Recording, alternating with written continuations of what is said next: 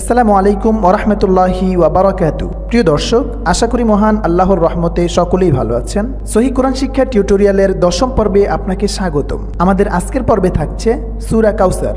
আগের পর্বগুলো না দেখে থাকলে ডেসক্রিপশন বক্সে লিংক দেওয়া থাকবে, দেখে নেবেন, তাহলে কায়দা কানুনগুলো বুঝতে সহজ হবে।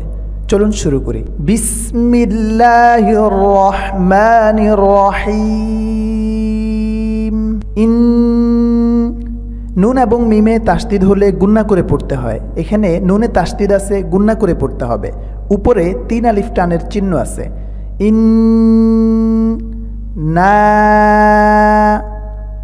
আ আ।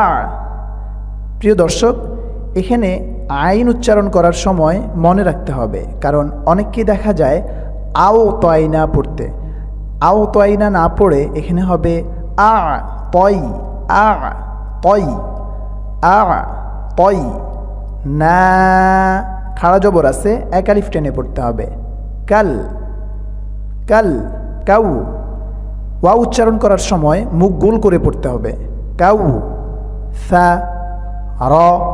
এখানে আমরা ওয়াকফ করার কারণে রয়ে জজম হয়ে যাবে। ইন্না আ'তাইনাকাল কাউসার ফা সল সল। এখানে সদ আছে, মনে রাখতে হবে, কারণ অনেককেই এখানেও দেখা যায় সদের জায়গায় সিন উচ্চারণ করে সাল। ফাসাল ফাসাল হবে না, ফাসল ফাসল ফাসল। লি লি লি লি ফাসল লি ফাসল লি। রব রব বি কা ওয়ান ওয়ান হার ওয়ান হার। ফাসল্লি লিরাব্বিকা ওয়ানহার। ইন্না শা। জবরের বাম পাশে খালি আলিফ আছে, 1 আলিফ টেনে পড়তে হবে।